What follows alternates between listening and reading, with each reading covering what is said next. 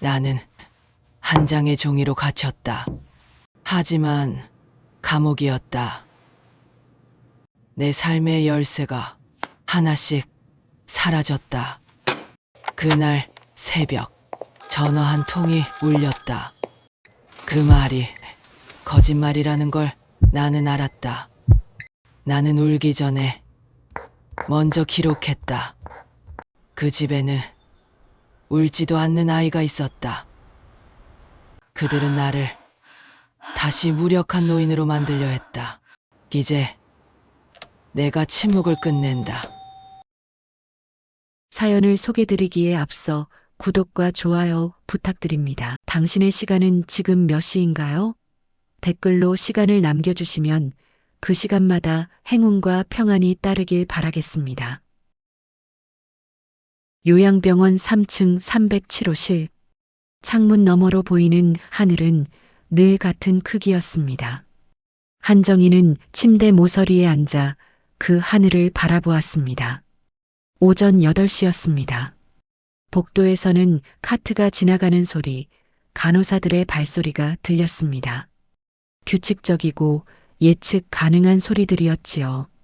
정희의 손은 무릎 위에 가지런히 놓여 있었습니다. 혈압약을 먹은 지 30분쯤 지났을 무렵이었습니다. 손등의 주름과 핏줄이 선명했습니다. 69의 손이었습니다. 하지만 떨리지는 않았습니다. 어머니, 약 드셨나요? 젊은 간호사가 문을 열고 고개를 들이밀었습니다. 네, 먹었습니다. 정희는 짧게 대답했습니다. 간호사는 차트를 확인하고 다시 문을 닫았습니다.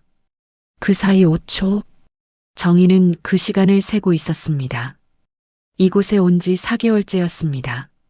처음 이 방에 들어왔을 때 정희는 아무 말도 하지 않았습니다. 딸이 짐을 풀어주고 아들이 서류를 정리했습니다. 어머니, 건강 생각해서 하는 거예요. 그들은 그렇게 말했습니다.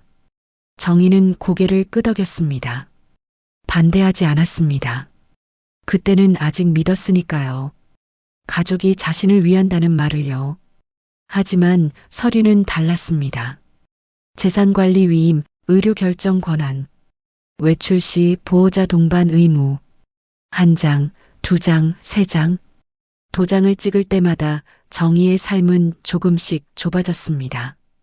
처음엔 보호라고 생각했습니다. 나중엔 통제라는 걸 알았지요. 통장은 아들 명의로 바뀌었습니다. 휴대전화는 관리가 어려우시니까라는 이유로 회수되었습니다. 친구들의 연락처도 오래된 수첩도 사진도 모두 정리라는 이름으로 사라졌습니다. 남은 건 이 방과 하늘뿐이었습니다. 정희는 스스로를 약한 사람이라고 생각한 적이 없었습니다. 24살에 군에 입대했습니다. 간호장교로 20년을 복무했지요. 전방 야전병원에서, 응급실에서, 때로는 헬기 안에서 사람을 살렸습니다. 피를 닦고 호흡을 확인하고 맥박을 세었습니다. 정의 중위, 정신 차려. 상관의 고함 속에서도 정희의 손은 떨리지 않았습니다. 차가운 금속 수술 도구, 환자의 신음, 생과 사의 경계. 그 안에서 그녀는 늘 침착했습니다. 저녁 후에는 동네 보건소에서 일했습니다. 45부터 60까지 아이들에게 예방접종을 놓고 어르신들의 혈압을 재고 독감 시즌이면 밤늦게까지 남았습니다. 정희는 일하는 사람이었습니다. 멈추지 않는 사람이었지요. 남편은 일찍 세상을 떠났습니다. 50이었습니다. 정희는 혼자 아이 둘을 키웠습니다. 딸 서연, 아들 민수. 둘 다 대학을 보냈고 결혼을 시켰습니다.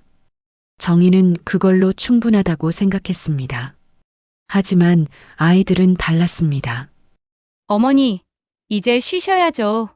혼자 사시면 위험해요. 저희가 책임질게요. 책임. 그 단어 뒤에 숨은 것이 무엇인지 정희는 너무 늦게 알았습니다. 창밖의 하늘은 흐렸습니다. 비가 올 것 같았지요. 정희는 침대에서 일어나 창가로 걸어갔습니다. 무릎이 욱신거렸습니다. 관절염이 있었으니까요. 하지만 걸을 수는 있었습니다. 뛸 수는 없어도 서 있을 수는 있었습니다. 그녀는 유리에 손을 댔습니다. 차가웠습니다. 아직 끝나지 않았어. 정희는 속으로 중얼거렸습니다. 무엇이 끝나지 않았는지, 무엇을 해야 하는지 아직은 몰랐습니다. 하지만 느낌은 있었습니다. 응급실에서 환자를 볼 때처럼 뭔가 잘못되었다는, 뭔가 놓치고 있다는 본능 같은 것이었지요.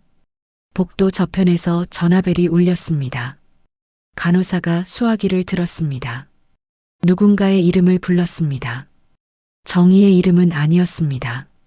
정희는 다시 침대로 돌아왔습니다. 시계를 보았습니다. 오전 8시 20분. 점심까지는 아직 멀었습니다. 그녀는 베개에 등을 기대고 천장을 올려다보았습니다.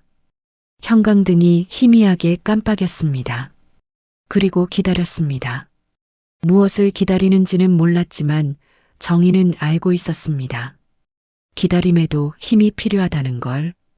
그리고 자신에게는 아직 그 힘이 남아있다는 걸. 그날 오후 3시 병원 안내 데스크로 전화가 한 통 걸려왔습니다. 한정희 씨 보호자 연락처 좀 주세요. 따님이 응급실에 계세요. 정희는 그 전화에 대해 아직 몰랐습니다. 하지만 무언가는 이미 시작되고 있었습니다. 새벽 6시 전화벨 소리에 정희는 눈을 떴습니다. 간호사가 복도에서 뛰어왔습니다. 문을 열고 수화기를 내밀었지요. 한정희 씨, 급한 전화예요. 정희는 침대에서 일어나 수화기를 받았습니다. 손이 차가웠습니다. 여보세요. 서연 씨 보호자 맞으십니까? 인천 성모병원 응급실입니다. 따님이 계단에서 넘어지셔서 지금 치료 중이신데요. 정희는 숨을 멈췄습니다. 계단, 넘어졌다. 그 말을 듣는 순간 그녀는 알았습니다. 그건 사실이 아닌 습관이었다는 것을. 지금 갈게요. 정희는 수화기를 내려놓았습니다. 간호사가 물었습니다. 어디 가세요? 보호자한테 연락해야. 제가 보호자입니다. 정희의 목소리는 낮고 단단했습니다. 간호사는 더 이상 말하지 못했습니다. 정희는 옷을 챙겨 입었습니다. 외출은 4개월 만이었지요. 택시 안, 창밖으로 새벽 거리가 흘러갔습니다. 정희는 손을 꼭 쥐었습니다. 손톱이 손바닥을 파고들었습니다. 아프지 않았습니다. 아픔보다 더 큰 감정이 가슴을 채우고 있었으니까요. 계단에서 넘어졌다. 응급실에서 20년을 일하면서 정희는 그 말을 수없이 들었습니다. 문에 부딪혔어요. 제가 실수했어요. 넘어졌어요. 폭력 피해자들은 늘 그렇게 말했습니다. 자신을 보호하기 위해서가 아니라 가해자를 보호하기 위해서. 두려움은 진실보다 더 강했습니다. 정희는 그 사실을 너무 잘 알고 있었습니다. 하지만 그게 내 딸의 입에서 나올 줄은 몰랐습니다. 인천 성모병원 응급실 오전 6시 40분. 정희는 커튼으로 가려진 침대 앞에 섰습니다. 숨을 고르고 커튼을 열었지요. 서연이 누워 있었습니다. 눈 주위가 퍼렇게 멍들어 있었습니다. 왼쪽 눈은 거의 떠지지 않았지요. 목에는 손가락 자국이 선명했습니다. 팔에는 붕대가 감겨 있었습니다. 정희는 딸의 얼굴을 천천히 살폈습니다. 표정을 바꾸지 않았습니다. 울지 않았습니다. 군 병원에서 배운 습관이었지요. 감정은 나중에 처리하는 것이었습니다. 엄마, 서연이 입을 열었습니다. 목소리가 갈라져 있었습니다. 괜찮아. 내가 왔어. 정희는 딸의 손을 잡았습니다. 손이 차가웠습니다.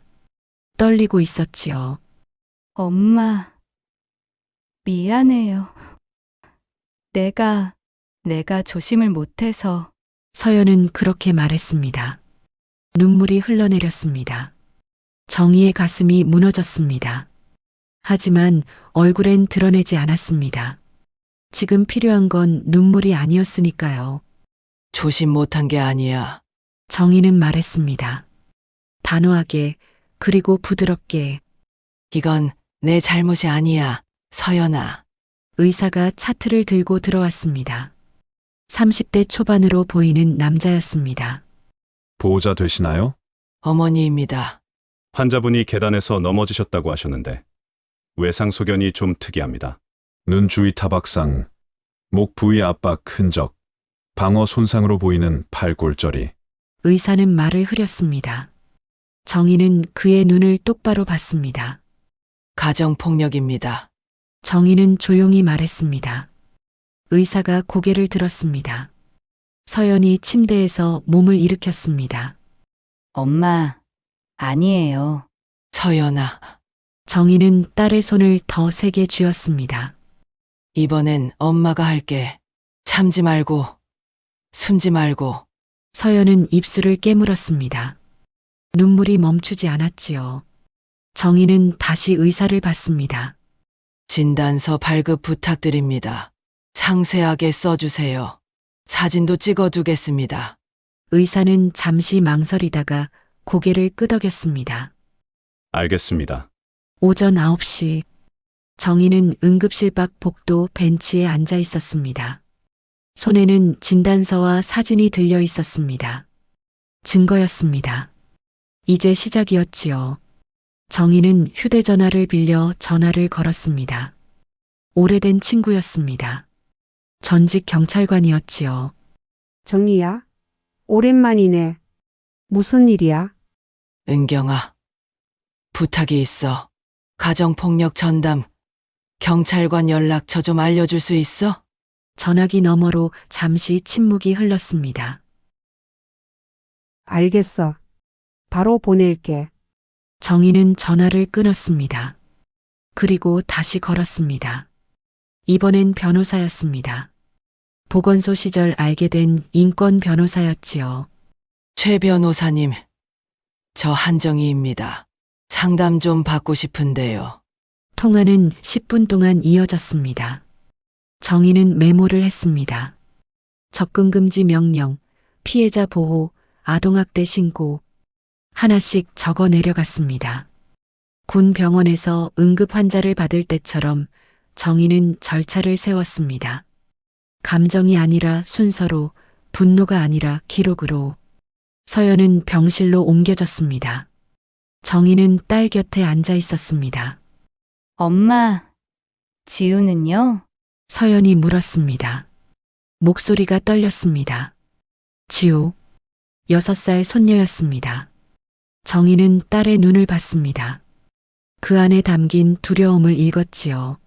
지우는 내가 데리러 갈게. 하지만 시어머니가 괜찮아. 정희는 딸의 이마에 손을 얹었습니다. 엄마가 다 처리할게. 넌 여기서 쉬어. 서연은 눈을 감았습니다. 눈물이 다시 흘렀지만 이번엔 조금 다른 눈물이었습니다. 정희는 창밖을 봤습니다. 해가 떠오르고 있었습니다. 4개월 만에 보는 아침이었습니다. 요양병원 창문 너머의 하늘이 아니라 직접 맞서는 세상이었지요. 정희는 일어섰습니다. 이제 갈 곳이 있었습니다. 인천의 그 빌라로, 손녀가 있는 곳으로, 인천 구월동, 오래된 빌라 2층. 정희는 철문 앞에 섰습니다. 초인종을 눌렀습니다. 안에서 발소리가 들렸습니다. 문이 열렸습니다. 누구세요? 30대 여자가 문틈으로 얼굴을 내밀었습니다. 김혜란, 서연의 시누이였습니다. 저 한정희입니다. 서연이 어미 되는 사람입니다. 혜란의 얼굴이 굳었습니다. 아, 네. 잠깐만요. 문이 닫혔습니다. 안에서 작은 소리가 들렸습니다. 다시 문이 열렸을 때 혜란의 표정은 달라져 있었습니다. 어머님이 오신다고 연락을 안 하셨네요. 집이 좀 괜찮습니다. 들어가도 될까요? 정희는 허락을 구하지 않고 안으로 들어섰습니다. 현관을 지나자 냄새가 코를 찔렀습니다. 술, 오래된 기름, 담배, 그리고 무언가 썩은 듯한 냄새. 거실은 어두웠습니다. 커튼이 쳐져 있었고 바닥에는 옷가지와 신문지가 널려 있었지요. TV는 켜져 있었지만 소리는 나지 않았습니다. 소파에 한 여자가 앉아 있었습니다. 70대로 보였습니다. 오미자, 서연의 시어머니였지요. 누구야? 오미자가 물었습니다. 눈을 제대로 뜨지 않은 채였습니다. 처음 뵙겠습니다.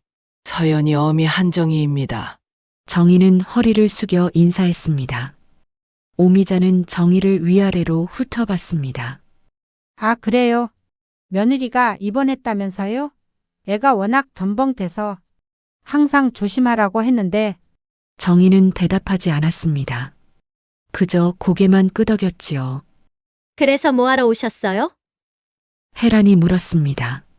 목소리에 경계가 섞여 있었습니다. 손녀 지우를 봐야 해서요. 서연이 회복할 때까지 제가 돌보려고요. 아, 그럴 필요 없어요. 저희가 보고 있으니까. 그래도 외할머니가 있으면 아이가 좋아할 것 같아서요. 정희는 부드럽게 말했습니다. 하지만 목소리엔 흔들림이 없었습니다. 오미자가 손을 흔들었습니다. 뭐 알아서 하세요. 어차피 애는 방에 있을 테니. 혜란이 안쪽 방 문을 열었습니다. 지우야, 외할머니 오셨어. 작은 방이었습니다. 창문은 하나뿐이었고 햇빛은 거의 들지 않았지요. 방 한쪽 구석에 지우가 앉아 있었습니다.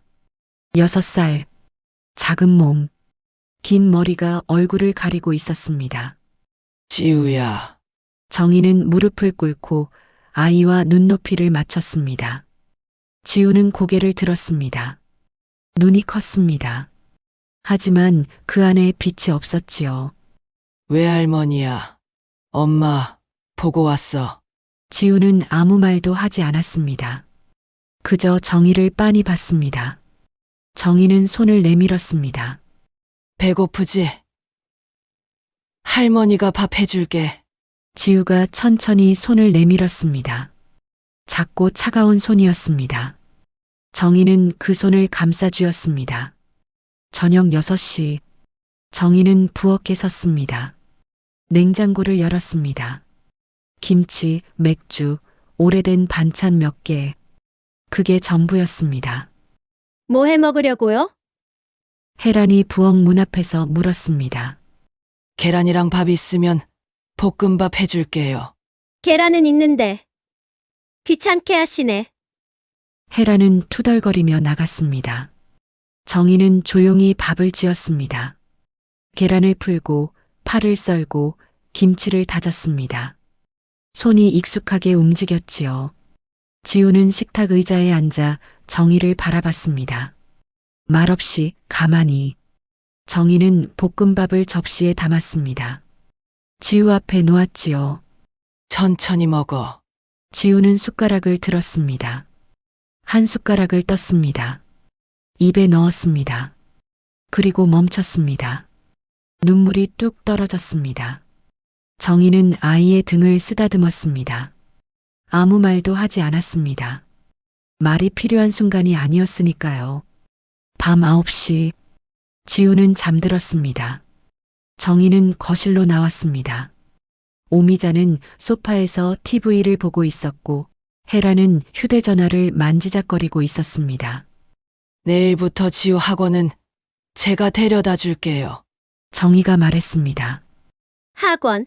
무슨 학원이요? 혜란이 고개를 들었습니다. 미술학원 다니지 않나요? 아, 그거 끊었어요. 돈 아까워서.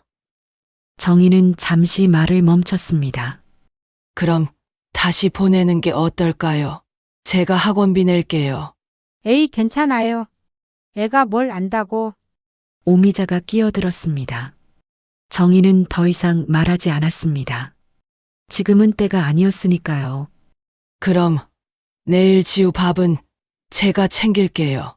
아침이랑 저녁, 알아서 하세요. 헤라는 시큰둥하게 대답했습니다. 정희는 고개를 끄덕이고 작은 방으로 들어갔습니다. 한밤중 정희는 잠들지 못하고 누워 있었습니다. 옆에서 지우가 작게 숨을 쉬고 있었습니다. 규칙적이고 조용한 숨소리였지요. 정희는 천장을 올려다봤습니다. 이 집의 공기는 무거웠습니다. 폭력의 흔적은 눈에 보이지 않았지만 냄새처럼 스며 있었습니다. 아이는 울지 않았습니다. 울면 더 혼난다는 걸 이미 배운 아이였지요. 정희는 손을 꼭 쥐었습니다. 조금씩, 천천히. 그녀는 속으로 다짐했습니다. 폭력을 이기는 방법은 더 큰 폭력이 아니었습니다. 소리를 지르거나 맞서는 것도 아니었지요. 경계를 세우는 것이었습니다. 선을 긋는 것이었습니다. 아이의 밥, 아이의 잠, 아이의 하루. 그것부터 지키는 것이었습니다. 다음 날 아침, 정희는 일찍 일어났습니다. 지우에게 밥을 먹이고 옷을 입혔습니다. 머리를 빗겨주었지요. 오늘 유치원 가자. 지우가 고개를 끄덕였습니다. 여전히 말은 없었지만 어제보다는 조금 눈에 힘이 생긴 것 같았습니다. 정희는 아이의 손을 잡고 현관문을 열었습니다. 밖은 밝았습니다. 정희는 한 걸음 내디뎠습니다. 그리고 속으로 세기 시작했습니다. 하나, 둘, 셋. 매일 한 걸음씩 이 집안에 새로운 규칙을 만들어갈 것이었습니다. 사흘이 지났습니다. 정희는 매일 같은 루틴을 반복했습니다. 아침 7시에 일어나 지우를 깨웠고 밥을 먹였고 유치원에 데려다 주었습니다. 오후에는 데리러 가고 저녁을 만들고 함께 잠들었지요. 오미자와 헤라는 정희를 크게 신경 쓰지 않았습니다. 잠깐 있는 노인 정도로 여기는 듯 했지요. 정희는 그게 오히려 다행이라고 생각했습니다. 하지만 넷째 날 밤 모든 게 달라졌습니다. 밤 11시 정희는 잠들지 못하고 있었습니다. 옆방에서 목소리가 들렸습니다.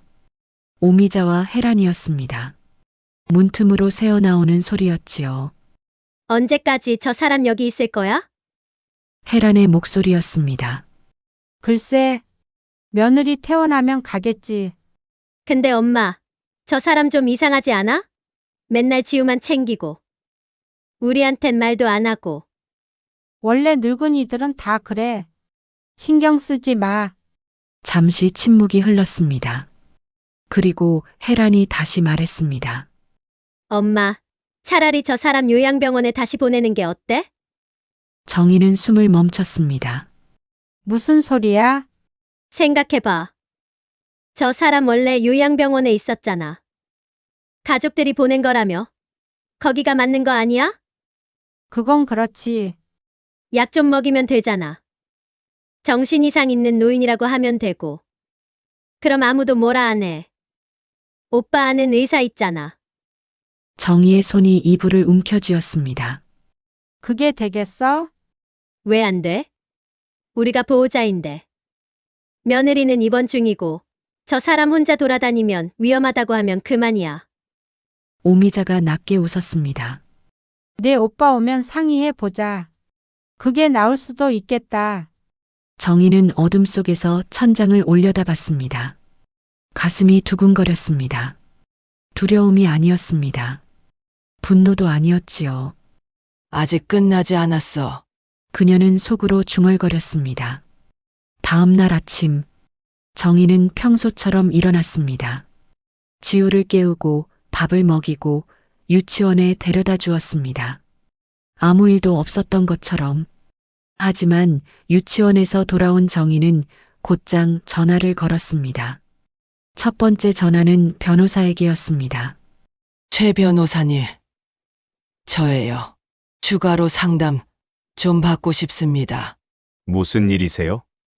저를 다시 요양병원에 보내려는 움직임이 있어요. 강제로요. 전화기 너머로 잠시 침묵이 흘렀습니다. 한정희 씨, 지금 계신 곳 주소 알려주세요. 그리고 녹음할 수 있으면 녹음하세요. 대화든 협박이든 증거가 필요합니다. 알겠습니다. 두 번째 전화는 경찰에게였습니다. 여보세요. 가정폭력 전담팀이죠. 며칠 전 상담했던 한정희입니다. 추가 신고하고 싶은 게 있어서요. 말씀하세요. 손녀가 정서적 학대를 받고 있습니다. 그리고 제 신변에도 위협이 있고요. 세 번째 전화는 병원에 있는 서연에게였습니다. 서연아. 엄마야. 괜찮아? 네, 엄마. 많이 나아졌어요. 지우는요? 잘 있어. 걱정 마. 그런데 서연아. 정희는 잠시 망설였습니다. 엄마가 너한테 해야 할 말이 있어. 이제부턴 엄마가 싸울게.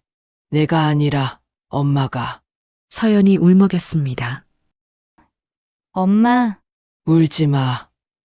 이제 다 끝날 거야. 그날 저녁 집안 분위기가 달라졌습니다. 오미자와 혜란이 정희를 힐끔힐끔 쳐다봤습니다. 뭔가 눈치를 채기 시작한 듯 했지요. 어머님, 오늘 어디 다녀오셨어요? 혜란이 물었습니다. 유치원 다녀왔습니다. 그 전에요. 전화하시는 거 봤거든요. 정희는 시선을 피하지 않았습니다. 병원에 전화했습니다. 제 약 처방받으러요. 거짓말이었습니다. 하지만 필요한 거짓말이었지요. 아, 그래요? 혜란의 눈빛이 날카로워졌습니다. 그때 현관문이 열렸습니다. 남자가 들어왔습니다. 40대 초반. 체격이 좋았습니다. 김태수? 서연의 남편이었습니다. 정희는 그를 처음 봤습니다. 태수는 정희를 보더니 미간을 찌푸렸습니다. 누구세요? 서연이 어미 되는 사람입니다. 네. 태수는 짧게 대답하고 안으로 들어갔습니다. 술 냄새가 났습니다. 엄마. 밥. 알았어. 오미자가 부산하게 움직였습니다. 정희는 지우를 방으로 데리고 갔습니다. 문을 닫았습니다. 밤 10시 거실에서 소리가 들렸습니다. 그 할망구가 뭔데 여기 있어? 태수의 목소리였습니다. 며느리 입원해서 손녀 보러 온 거래. 언제까지? 곧 갈 거야. 신경 쓰지 마. 신경 안 쓰긴. 맨날 째려보고 있잖아. 기분 나빠 죽겠어. 정희는 지우를 꼭 안았습니다. 아이는 떨고 있었습니다. 괜찮아. 할머니가 있어. 정희는 작게 속삭였습니다. 그때 휴대전화가 진동했습니다. 문자였습니다. 내일 오전 10시 경찰 방문 예정. 가정폭력 전담팀. 정희는 화면을 끄고 전화기를 주머니에 넣었습니다. 다음 날 아침 정희는 일찍 일어났습니다. 지우를 유치원에 보냈습니다. 평소보다 일찍 안전하게. 그리고 집으로 돌아왔습니다. 오전 10시 초인종이 울렸습니다. 혜란이 문을 열었습니다. 누구세요? 경찰입니다. 신고건으로 방문했습니다. 혜란의 얼굴이 하얗게 변했습니다. 정희는 거실로 나왔습니다. 경찰관 2명이 현관에 서 있었습니다. 한 명은 여성이었고 한 명은 남성이었지요. 한정희 씨 맞으십니까? 네. 맞습니다. 정희는 차분하게 대답했습니다. 신고하신 가정폭력 및 아동학대 건으로 조사하러 왔습니다. 집 안 좀 둘러봐도 될까요? 그러세요. 오미자가 소파에서 벌떡 일어났습니다. 뭐야? 무슨 신고? 경찰관이 오미자를 봤습니다. 가족 관계 확인 좀 할게요. 거주자 모두 신분증 준비해 주세요. 집안의 공기가 얼어붙었습니다. 정희는 창가에 섰습니다. 밖은 맑았습니다. 이제 시작이야. 그녀는 속으로 말했습니다. 침묵은 깨졌습니다. 그리고 이제 말은 힘이 되었습니다. 경찰이 간 후 집은 조용했습니다. 오미자는 방에 들어가 문을 닫았고 헤라는 소파에 앉아 휴대전화만 들여다봤습니다. 아무도 정희에게 말을 걸지 않았지요. 정희는 그게 오히려 편했습니다. 싸움은 이미 시작되었으니까요. 경찰은 사진을 찍었습니다. 지우의 방, 거실, 부엌. 그리고 질문을 했지요. 아동학대 신고, 가정폭력 피해자 보호, 노인학대 1심건 모두 기록되었습니다. 한정희 씨, 안전하신 곳으로 이동하시는 게 좋겠습니다. 여자 경찰관이 조용히 말했습니다. 손녀랑 함께요. 그건 아동보호 절차를 거쳐야 합니다. 며칠 걸릴 수 있어요. 기다리겠습니다. 정희는 단호하게 대답했습니다. 이틀 후 서연이 퇴원했습니다. 정희는 병원으로 갔습니다. 딸은 많이 나아 보였습니다. 멍은 아직 남아 있었지만 눈빛은 달라져 있었지요. 엄마, 서연이 정희를 안았습니다. 오랫동안 안았습니다. 이제 괜찮아. 정희는 딸의 등을 토닥였습니다. 엄마, 지우는요? 곧 데리러 갈 거야. 너랑 같이. 서연의 눈에 눈물이 고였습니다. 엄마, 미안해요. 제가 진작에. 미안할 거 없어. 내가 잘못한 게 아니야. 정희는 딸의 손을 잡았습니다. 이제 우리 다시 시작하자. 엄마랑 너랑 지우랑. 그날 오후 아동보호 전문기관에서 연락이 왔습니다. 지우 양을 임시보호 조치합니다. 어머니와 함께 지낼 수 있도록 주거 지원도 연결해 드릴게요. 정희는 전화를 끊고 서연을 받습니다. 집 구했어. 우리 셋이 살 집. 서연이 울었습니다. 이번엔 슬픔이 아니라 안도의 눈물이었지요. 일주일 후 정희는 법원에 섰습니다. 자신을 묶어두었던 서류와 계약, 재산관리 위임, 의료 결정 권한, 외출 제한, 모든 문서가 법정에 제출되었습니다. 변호사가 말했습니다. 이 계약은 피보호자의 동의 없이 강압적으로 이루어졌으며 실제로는 보호가 아닌 재산 착취와 인신, 구속의 목적이었습니다. 판사가 서류를 넘겼습니다. 한정희 씨, 본인이 직접 말씀해 보세요. 정희는 일어났습니다. 저는 약하지 않습니다. 그녀의 목소리는 떨리지 않았습니다. 고혈압이 있고 무릎이 불편하지만 제 삶을 스스로 결정할 수 있습니다. 저는 20년간 군 간호장교로 일했고 15년간 보건소에서 일했습니다. 제가 누군가의 보호를 받아야 할 만큼 무능력하지 않습니다. 판사가 고개를 끄덕였습니다. 판결은 2주 후에 나옵니다. 하지만 일단 임시 조치로 계약을 무효화하겠습니다. 정희는 허리를 숙여 인사했습니다. 법정을 나오는 길, 햇빛이 쏟아졌습니다. 정희는 하늘을 올려다봤습니다. 요양병원 창문 너머로 보던 하늘이 아니었습니다. 자유로운 하늘이었지요. 한 달 후, 새 집, 작은 투룸이었습니다. 거실도 부엌도 작았지만 햇빛은 잘 들었습니다. 지우는 방에서 그림을 그리고 있었습니다. 미술학원을 다시 다니기 시작했지요. 아이의 그림에는 색이 돌아왔습니다. 서연은 상담을 받고 있었습니다. 매주 한 번, 천천히 하지만 확실하게 회복하고 있었지요. 정희는 부엌에서 저녁을 준비했습니다. 된장찌개를 끓이고 두부를 부쳤습니다. 평범한 저녁이었습니다. 하지만 평범함이 이렇게 소중한 줄 몰랐지요. 할머니, 이거 봐요. 지우가 그림을 들고 달려왔습니다. 세 사람이 손을 잡고 있는 그림이었습니다. 가운데가 정희, 옆이 서연과 지우였지요. 예쁘다. 정희는 아이의 머리를 쓰다듬었습니다. 할머니, 우리 계속 같이 살 거예요? 그럼 할머니가 어디 가겠니? 지우가 웃었습니다. 오랜만에 보는 환한 웃음이었습니다. 저녁 식사 후 지우가 잠든 뒤 정희와 서연은 거실에 앉아 있었습니다. 창밖으로 도시의 불빛이 보였지요. 엄마, 고마워요. 서연이 조용히 말했습니다. 뭐가? 저를 포기하지 않아서요. 지우를 지켜줘서요. 정희는 딸의 손을 잡았습니다. 엄마니까. 하지만 엄마도 힘드셨잖아요. 요양병원에 계셨고. 그래서 더 잘 알았어. 정희는 창밖을 봤습니다. 갇혀 있다는 게 뭔지. 누군가 대신 결정한다는 게 뭔지. 그래서 너를 그냥 둘 수 없었어. 서연이 눈물을 닦았습니다.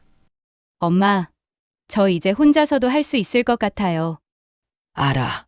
하지만 혼자 할 필요는 없어. 엄마가 있잖아. 두 사람은 한동안 말없이 앉아 있었습니다. 바람이 불어왔습니다. 따뜻한 바람이었지요. 3개월 후, 정희는 동네 복지관에서 자원봉사를 시작했습니다. 노인 건강 상담. 그녀가 가장 잘하는 일이었지요. 혈압 재드릴게요. 정희는 어르신의 팔에 커프를 감았습니다. 익숙한 손놀림이었습니다. 아이고 고맙습니다. 천천히 숨 쉬세요. 좋아요. 상담을 마치고 나오는 길, 복지관 직원이 말했습니다. 한정희 선생님, 정말 경험이 많으시네요. 20년 넘게 한 일이. 그런데 왜 요양병원에 계셨어요? 정희는 잠시 멈췄습니다. 가족이 그렇게 하자고 해서요. 하지만 이제는 제가 결정해요. 제 삶을요. 직원이 고개를 끄덕였습니다. 멋지세요. 그날 저녁, 집으로 돌아온 정희는 창가에 앉았습니다. 지우가 숙제를 하고 있었고 서연이 설거지를 하고 있었습니다. 평범한 저녁이었습니다. 정희는 손을 펼쳐봤습니다. 주름진 손, 69의 손. 하지만 떨리지 않는 손이었습니다. 사람을 살렸던 손, 딸을 키웠던 손, 손녀를 지켜낸 손. 아직 끝나지 않았어. 정희는 속으로 중얼거렸습니다. 하지만 이제 그 말의 의미는 달랐습니다. 두려움이 아니라 희망이었습니다. 1년 후, 법원에서 최종 판결이 나왔습니다. 정희를 묶었던 모든 계약은 무효화되었습니다. 재산은 돌려받았고 자유는 회복되었지요. 태수는 가정폭력으로 접근금지 명령을 받았습니다. 오미자와 헤라는 노인학대 혐의로 조사를 받았습니다. 하지만 정희는 그들을 원망하지 않았습니다. 복수는 그녀가 원하는 게 아니었으니까요. 회복.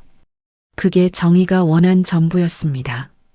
딸의 회복, 손녀의 회복, 그리고 자신의 회복. 어느 봄날 오후, 정희는 지우와 공원을 걸었습니다. 벚꽃이 흩날렸습니다. 아이는 꽃잎을 주우며 뛰어다녔지요. 할머니, 이거 예뻐요. 그래. 예쁘다. 정희는 벤치에 앉았습니다. 무릎이 좀 아팠지만 괜찮았습니다. 햇빛이 따뜻했습니다. 정희는 눈을 감았습니다. 사랑은 희생이 아니야. 그녀는 깨달았습니다. 사랑은 선택이었습니다. 함께 서는 것이었습니다. 누군가를 위해 자신을 지우는 게 아니라 함께 살아가기 위해 서로를 지키는 것이었지요. 용기는 소리가 아니었습니다. 끝까지 무너지지 않는 태도였습니다. 한 걸음씩 나아가는 힘이었습니다. 할머니, 집 가요. 지우가 손을 잡아 끌었습니다. 정희는 일어났습니다. 무릎이 욱신거렸지만 걸을 수 있었습니다. 두 사람은 햇빛 속을 걸었습니다. 집으로 가는 길이었습니다. 누군가를 두려워할 필요 없는 자유로운 집으로. 정희는 더 이상 참는 어머니도 침묵하는 노인도 아니었습니다. 그녀는 그저 정이었습니다. 살아있는, 여전히 걷고 있는, 사랑하는 사람이었습니다. 그리고 그것으로 충분했습니다. 오늘 소개해드린 사연 어떻게 보셨나요? 앞으로도 인생에 대한 보편적인 감정들과 공감할 수 있는 사연들을 소개해 드리려고 합니다. 여러분의 구독과 좋아요는 다음 사연을 소개해 드리는데 큰 힘이 됩니다. 감사합니다.